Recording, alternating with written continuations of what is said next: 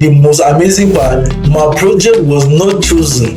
It was somebody else's project that was chosen, but because I was honest, I was awarded the project. Most people walk past buildings without ever thinking about the minds behind them. In today's video, we have here Engineer Njobe Alex Fuando. When it comes to sketching of the plan, doing the quotations, they don't know. You get. So once they just propose to you that, okay, I need a 3-bedroom with luxurious master's bedroom, you get. You just quickly sketch and you are already talking about the sketch before you talk about payments. A civil engineer who doesn't just design buildings. So the core part there that is really difficult and people think is normal is structural analysis. And today he's going to be sharing his experience as a civil engineer and how he has been bringing buildings to life. Once a client reach out to you, first, do you remember the very first project you worked on? well, as a young engineer, I can't say I will not remember like the first project that I actually did something and constructed it myself is different from the other first project I've done, because back then I didn't have a laptop.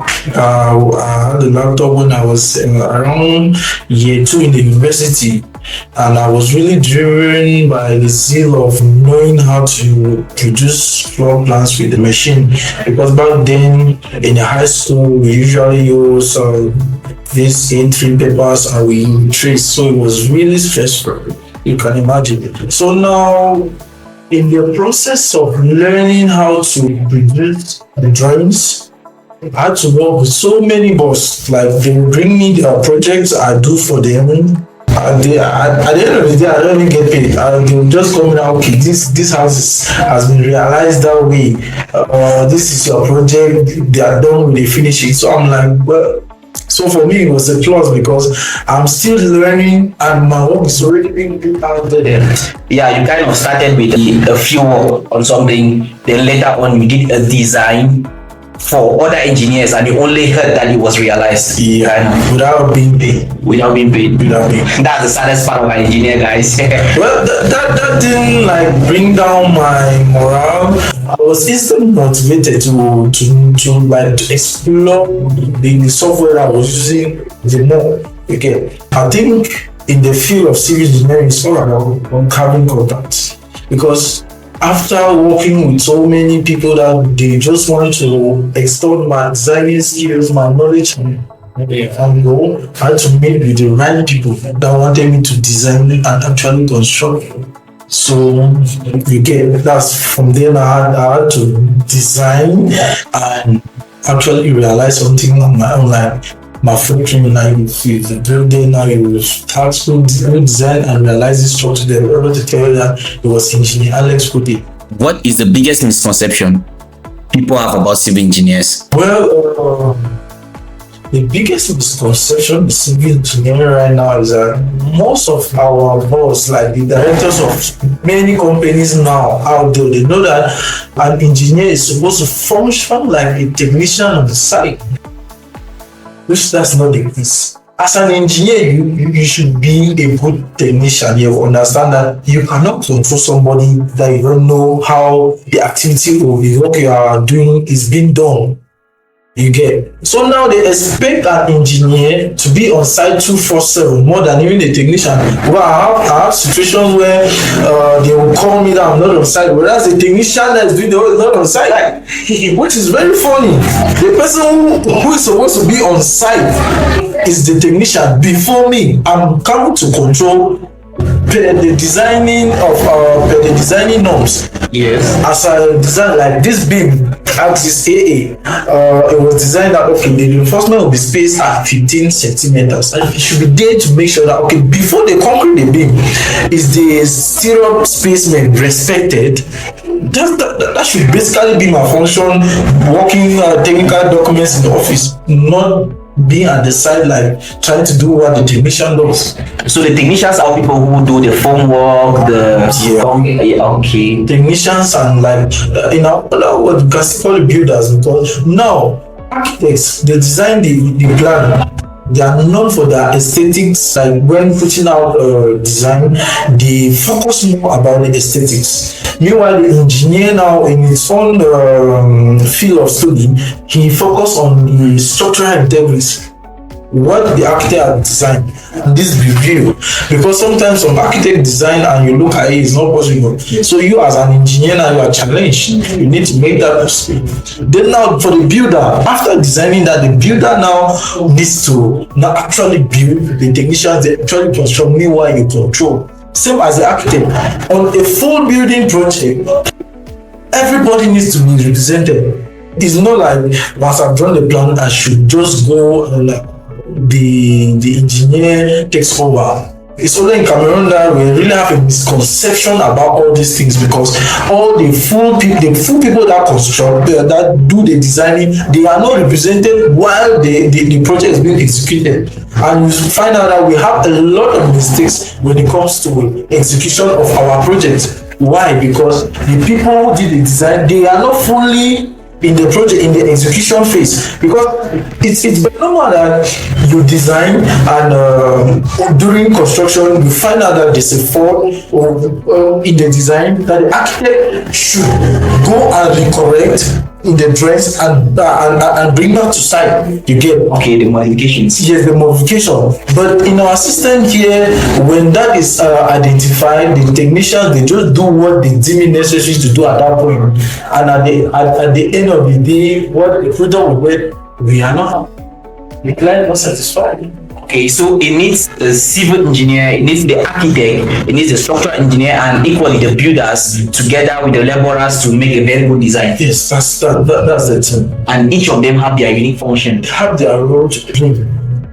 The misconception in our field is really big in such a way that for us to address the situation and correct it is really going to take a long time, because in Cameroon, one person, at the end of the day, one person does the architectural part, the structural analysis, does the execution himself. So it's complicated. And we have already given that mindset to so many boss and so many clients that that's once I have this person, that's how it functions. So you get it. So part of the design process is difficult in civil engineering in terms of let's say buildings in general. What part of the design process is difficult? A part that nobody ever sees that is difficult. I would say it. I think it's structural analysis. Like after the architect's design the project, he needs to run a structural analysis, so that the people working on site should be able to know that at this point, this is the size of my footing, this is the size of my pillar. So the core part there that is really difficult and people think is normal is structural analysis. To be able to design the structure ready to be built. Again, so many clients, they just think when they bring their projects, they just think that you just go to the machine and I get it. Copy the thing and paste, then come and give them. They don't know that it's actually a whole lot. You need to read codes, especially in some new things that are being incorporated in the future. You need to read codes. You need to find out their unit weights to be able to know how to apply the notes on the software. What is actually structural design? Can you frame structural design in such a way that our core audience who are actually watching this content can understand what is structural analysis? Put it this way. In our education system, for those who went to the technical education, before they brought in the notion of structural analysis when you're already in the high school, from 1 right up to Form 4, you know nothing about structural design. All you know is they teach you physics about momentum and all this, first in physics. So now in the high school, this is how they introduce it. They start like by bringing you a beam, like it's just. Yes, can you give us anything, like maybe anything that looks like a beam there? You can give us, yes, that is okay, yeah. Okay.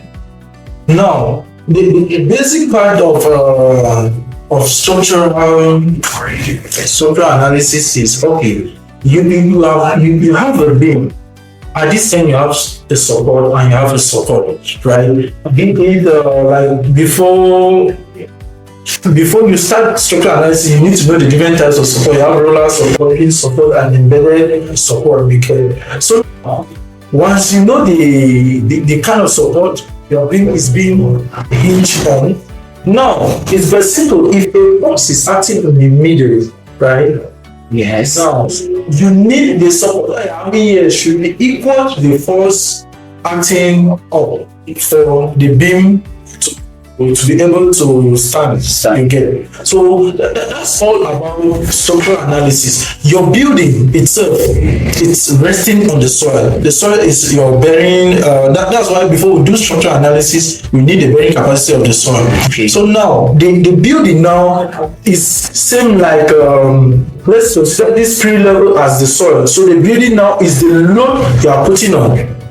Right? Yes. Is the load you are putting on. Now, how do you make sure that this load you are putting on the soil Transfer safely. to the ground? And the soil be able to bear the load that is coming from a structure. Yeah. When in your life did you decide you want to become a civil engineer? Well, I think when I was still a kid. Okay, that's interesting. When I was still a kid, because I come from a family where everybody in the family has knowledge about building and construction. Okay, so my grandfather himself, he was a renowned contractor in Tunja. Okay, so again, so I'm the first grandson. So you need to understand. So now all of my uncles, all his children can do something when it comes to building and construction. All of them, they can lay blocks, they can do plastering, they can do right down to the girls.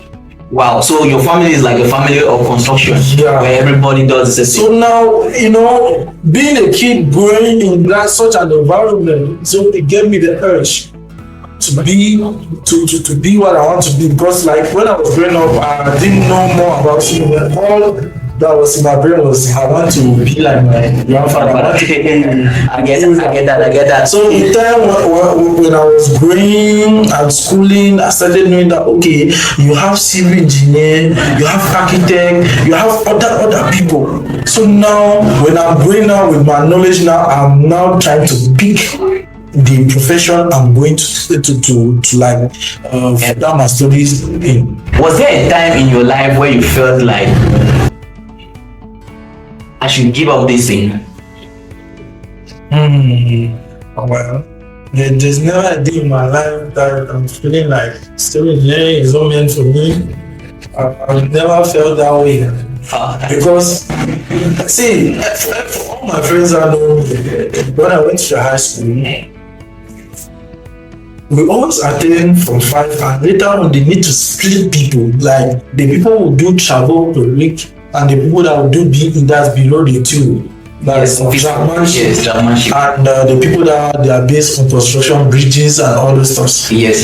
So now, like back then in my class, I was the first. Like we have from 5A for 5B. For 5B, I was like the first. I didn't fail any course to give them the impression that I need to go to BE, because there was some certain course that if you fail, they send you to BE instead of travel public.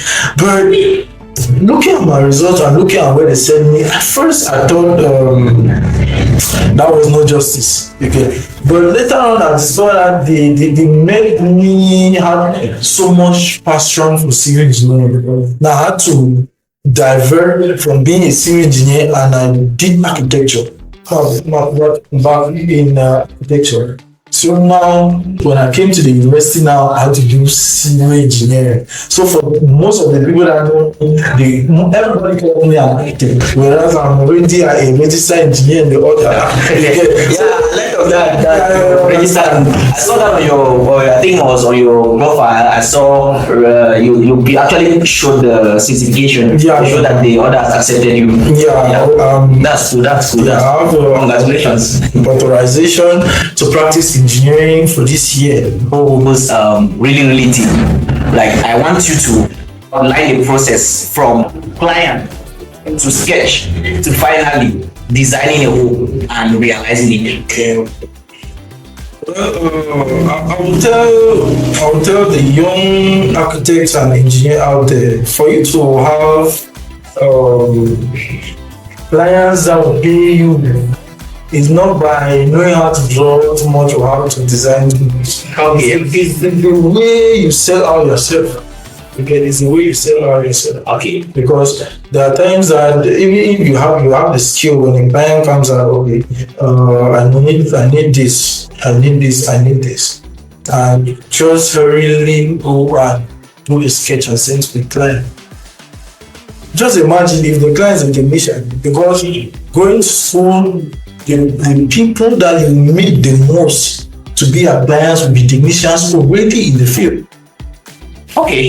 So now they are very smart. They know what they already know the thing. So when it comes to sketching of the plan, doing the quotations, they don't know. You get. So once they just propose to you that, okay, I need a 3-bedroom with luxurious master's bedroom, you get.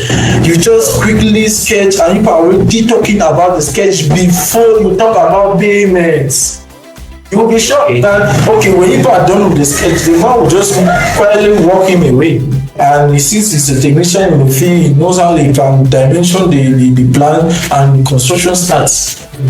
Okay, so what you're saying is that most of your clients, when you are out of school, will actually be technicians that not out of school, while you are still in school and maybe out, yes. Okay. Because even right now, I still have clients that are technicians that they have the contacts, the clients that come to them and need this, but they don't know the farmer made me a draw for them.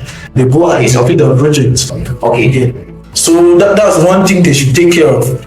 So for you to do a very comprehensive design is, once the client reach out to you, first you should have a catalog, because now it's not like you are learning what the client is asking of you. You are learning, or you need to show him that you know that before you go into payment. No, you refer him to your catalog. You go check my catalog.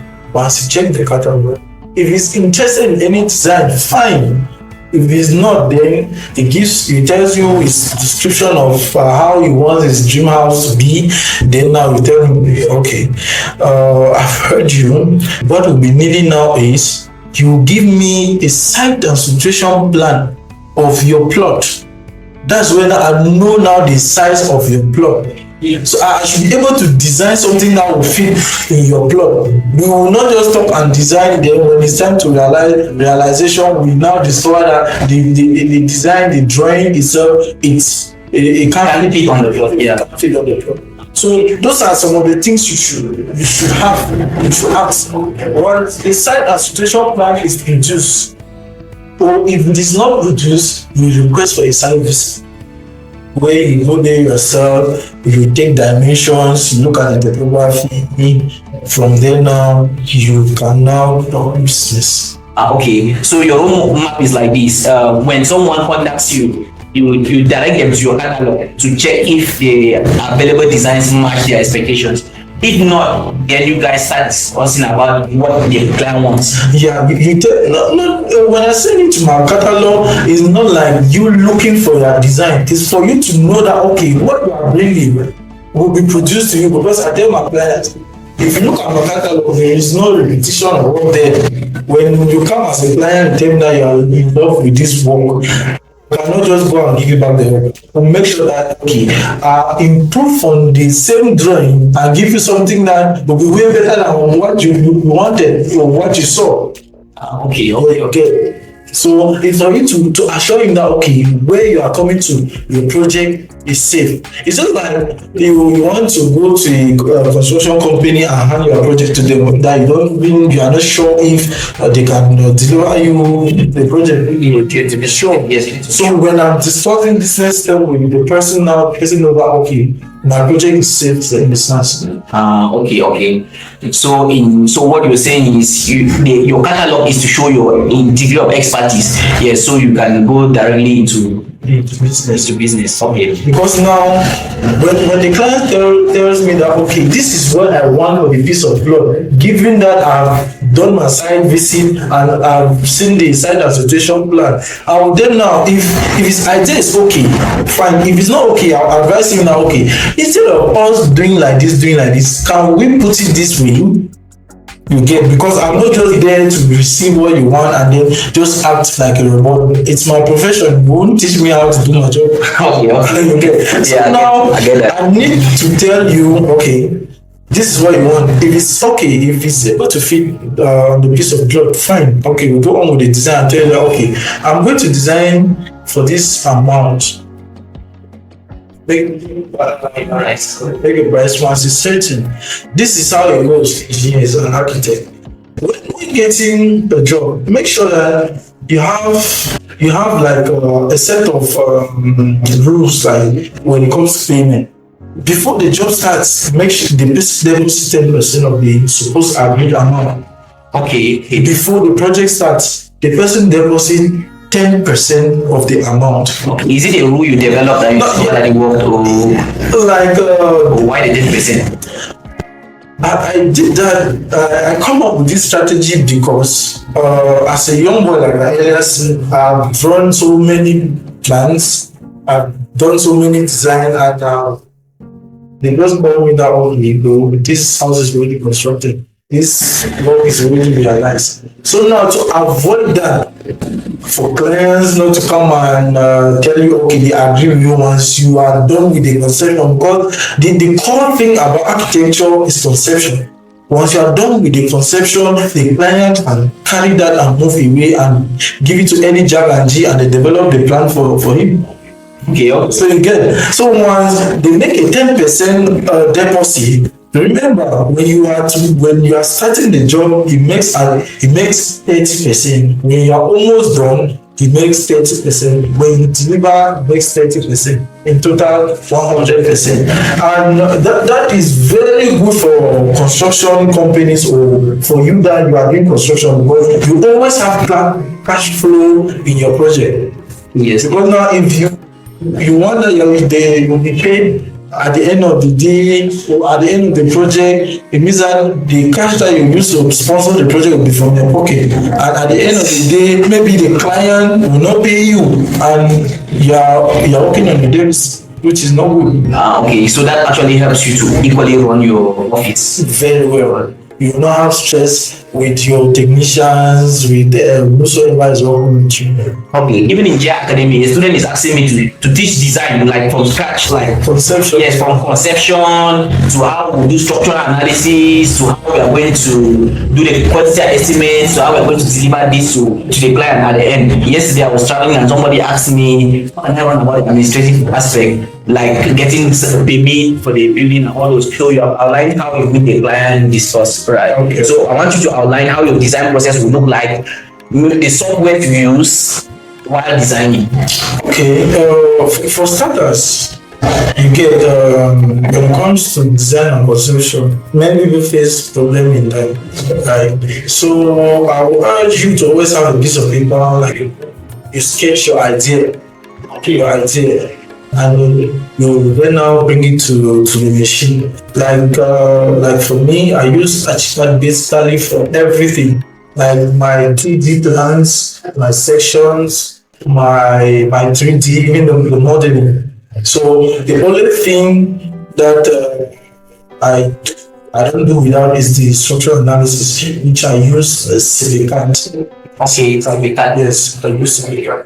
So once I'm done with the design, for the administrative part now. After, remember, you don't just go and you design and you are already at the point of eating without talking to the client, because it's a design process. You need to confirm with him that what he asks is that is exactly what he wants. Yes. Before you move on and develop the plan. So after developing the plan, you print most councils around has a format for you to submit the documents, the design documents to get. That's for the administrative. Yes, for the administrative part. So you see that for you to have a successful project design and is being approved at the council first, you need a geotechnical studies report, which is being printed 4 copies. That is, it depends on the structure, the structural capacity. Okay. Based on the height. If it's from 2 floors, you know that you need a heavyweight penetrometer test to be able to determine the bearing capacity. It's from 15 floors to 10 floors, you need a pursuing method. To remove the soil. Yeah. So now after doing that information will help you now, because the 2 early documents you need is the architectural file and the geotechnical file. Okay. Which the architectural file now will help you now to build your foundation and your formal plans. And then the geotechnical studies now will help you now with the capacity of the soil now in your design program, because you will need that is the pre-dimension. Before designing, we do pre-dimensioning.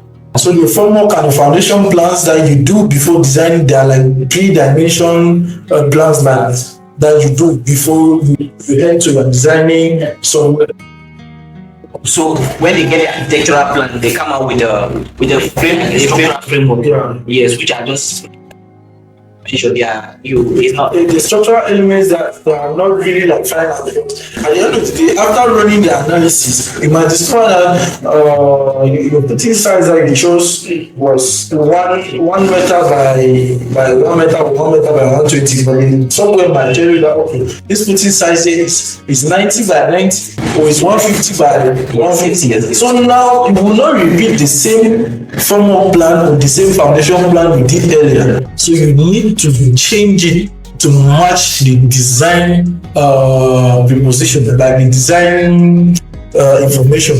Because most of the software that you design, they give you their own plans and the foundation plan. So you take them now, you go from here based on your architectural Okay, so you keep, when the architect is working at the structural, so you are always making sure that they are in alignment, so that when the structural does the design and the elements on the design are not actually matching that of the architectural, you tell the architect to correct the plan. Yeah, like when it comes to our design field in Cameroon, it's really complicated because an architect is not supposed to draw formal plans or foundation plans. In an architect file, you don't see that inside.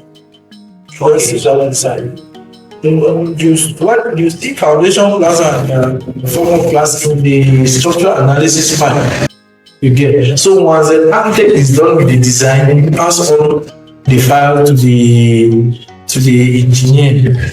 The structural engineer does the analysis. So now you have the 3 complete files to have it. You have the technical study file, you have the architectural file, and you have the structural file, which then now we take to the council. Now, like I said, every council has its own setting. There are some councils that they will demand your drawings printed on A3, some demand your drawings printed on A0, and there's a lot of documents you need to take. So as an engineer, you need to be friends with the council engineer. They will give you some documents to follow, criteria to follow. So don't think that the council in Bamenda will approve your plan, which you printed in A3, and then you go and print the same number around it. It might not be the same. So you get to them, you know how they want you to present the version, then you do exactly as soon. Okay, so in your conversation, you said each council has its own different criteria. How you need to present the documents. Okay, so you need to get to them to get a copy to the court. I wanted to ask you this because so many students have been asking. Yes, when you awarded the project, what are the key things you consider within the first 2 months of the project?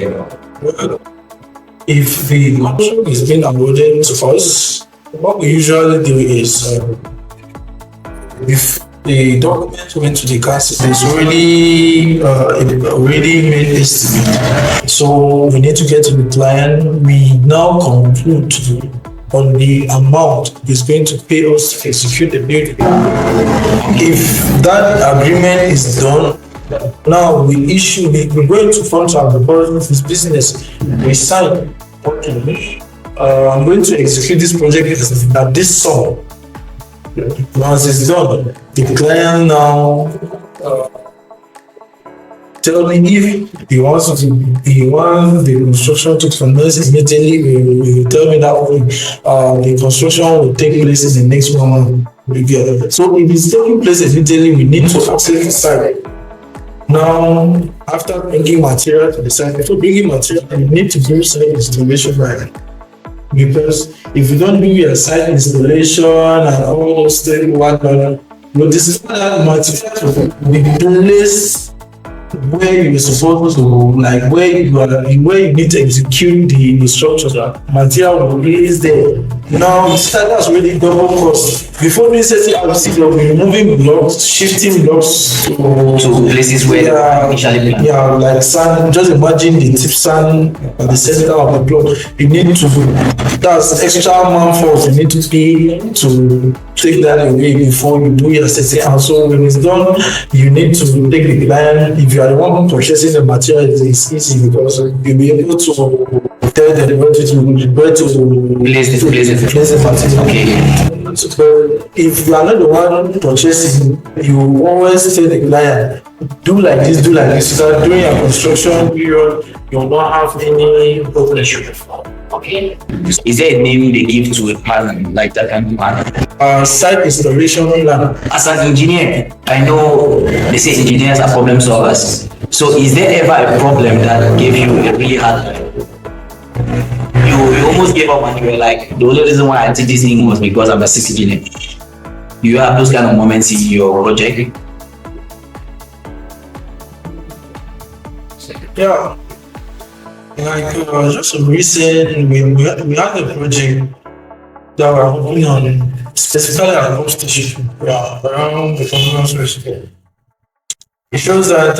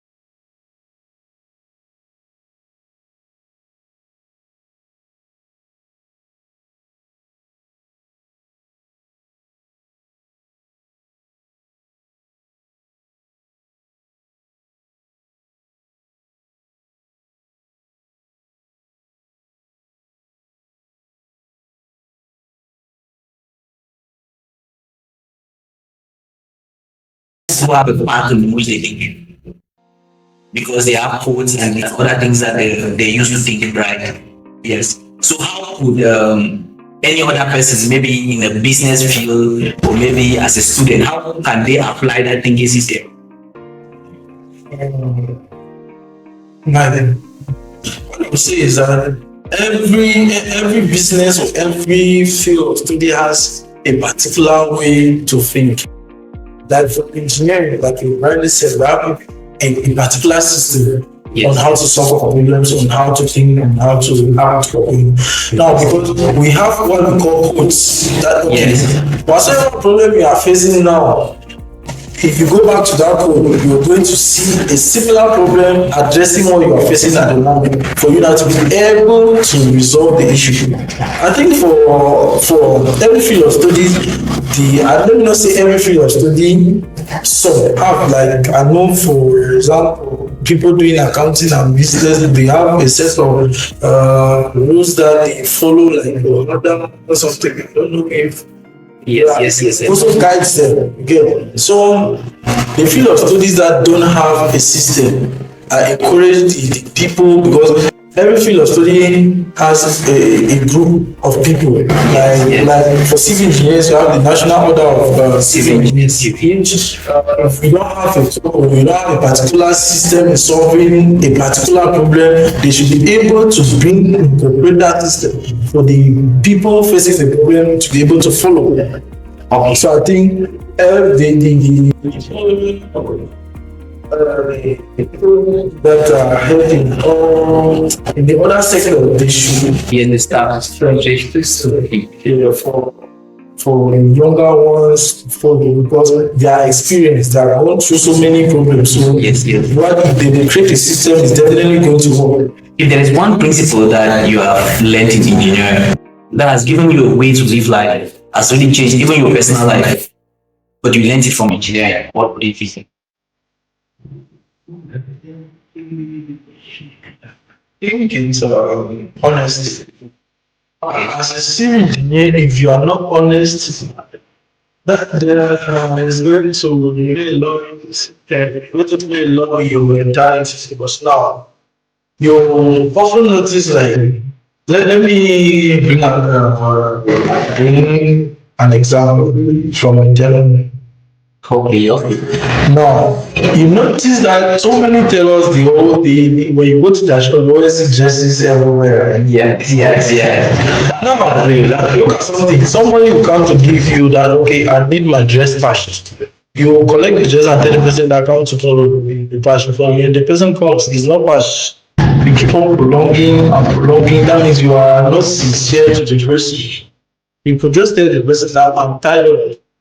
Okay, I'll not be able to do this. Please bring it soon as soon.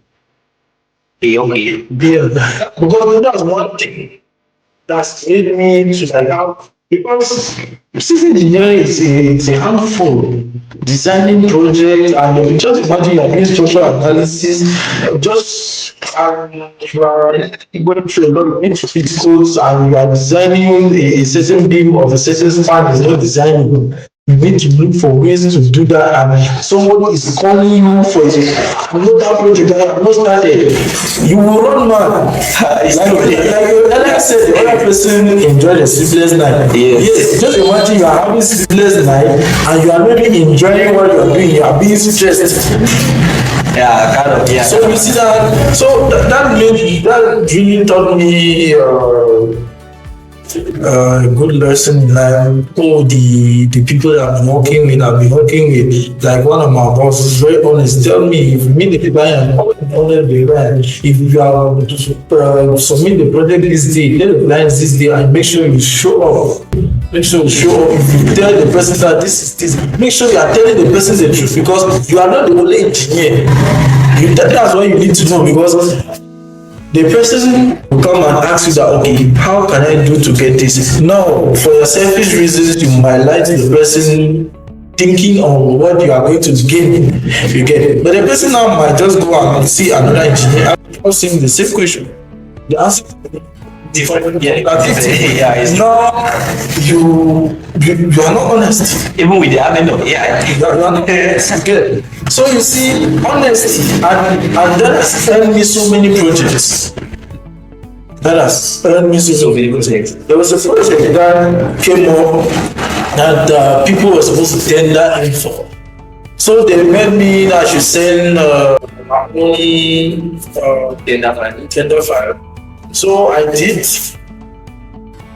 You know, the most amazing part, my project was not chosen. It was somebody else's project that was chosen. But because I was honest, I was awarded the project. That's serious. You get it. So there's a lot that has really taught me in lessons in life, but that also applies so many fields in your life, not only civil engineering. It helps you build a good family, it helps you build a good bond with your siblings. If you're honest, they know you for the honesty. If you don't say this and you go later on and saying that. And I've noticed in life, people who lie a lot need time to think because they're like, maybe I've told this person this, and they're like, let me withdraw. That's really bad because you need that is your brain need to be functioning in a certain way that okay, me telling you the lie now in 2 years I should be able to remember that same lie. That is you are constructing is like I'm constructing a movie that a series that a season that next season you make sure that your line should be rhyming with the previous line. Wow. It's like you say something that is not true, you try to look for something to cover up what is not true, so it becomes a pattern and truth is real. Okay. What is one thing you feel that you find that insiders don't understand? Sorry, outsiders. Well, for me, so many people they just think that we is very secure. That's why when you tax them some certain amount to pay, they won't pay, telling that no, it's just about to be machine and not like this and not like this around. So that's what they don't understand. They don't understand that there is a lot going behind this before you see your project being done to you. So you don't know that this is a lot. So that's one thing that I urge the National Order of Civil Engineering and the National Order of Architects. They should do something about it because the amount that they pay for structural analysis and the amount that they pay for architectural file, they are really underpaid. They're really underpaid for the structural file. Yes, and the architectural file. Coupled with the fact that many people will do it for free or do it just for token, just have. Yeah, it was just like I was explaining to students that so many people actually. Anybody, you can take any Jack and G and teach him AutoCAD and ArchiCAD and you'll be able to reproduce a plan. Yeah, it just needs maybe 2 years. We say they use 3 years general to get a degree. You just need like, let's say like in 3 years, the person would have mastered that crap and be so good at it. Not 3 years is much. A month for people that are shocked. Because like for instance, take in the case of a technician, somebody has always been to the site and you are introducing AutoCAD or ArchiCAD to the person. The person already knows how so many things are being designed or how things are being placed. Yes, so you just need to master the tools in the software and know how to use it. That's all. Okay. Is it necessary for a civil engineer to be able to master so many drawing softwares? Is it necessary? Is it actually a necessity? For me, I don't think it's necessary, but I will say this: like the world is evolving.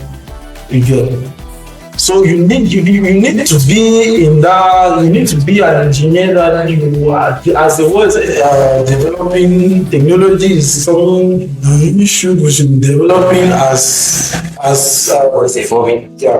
So now, like I basically use ArchiCAD and CyberCAD for my analysis. That does not mean that I don't know AutoCAD. I don't know maybe I don't know. 2019, all the software that can basically do something in it. Okay, so if you give me a project in AutoCAD, I will take the project, I will do it. If I'm being compelled to do it on AutoCAD, I will deliver the project with AutoCAD. Okay, so it's not like, but the master one, master like a master architect, that what I do in architect, it's so many people wonder if it's architect that does it. So you get it. So master, like have some software like master them, but have the general know-how on the other software. There are students out there. There are civil engineers, young civil engineers. There are engineers who are engineers who are on internship and they are listening to this. So what will you tell them as a civil engineer? What I will tell them about engineering is that engineering is a very vast field. In engineering, you have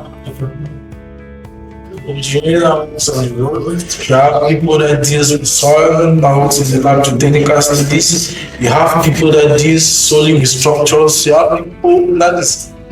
There are so many aspects of civil engineering. So identifying where you are at and focus on engineering. Don't go and you are busy for structural. At the end of the day, you don't even know which field you belong to. Okay, so master one that you should be known for.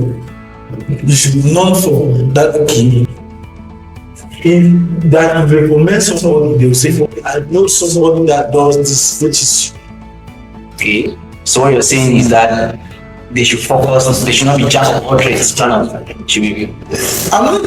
knowledge about the civil engineering is a vast field, like I said. You deal with what is above and under the soil. So you now you are the person, you are studying engineering, you have gone through all the courses. Okay. Pick the one that you know that you'll be good at, and you see it available, or you see a problem that you can solve in that field, and you do it very well. People always come for consultancy, and they also come to create more projects to execute in that field.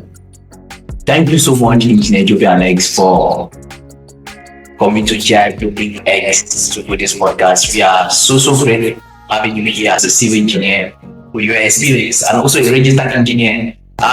It's really scarce bringing software engineers to the podcast. Engineers to the podcast who are registered. They are always busy. Like, can I get to you? Like today we're supposed to have a podcast. I'm sorry. This came up. Please, can I get to you? And all those with our nature of our country that shares are not really followed. Based on plans, somebody just wants to meet you like like today. So I'm really grateful that you came into GIX to inspire students and give them your field experience. We are really grateful to have you here.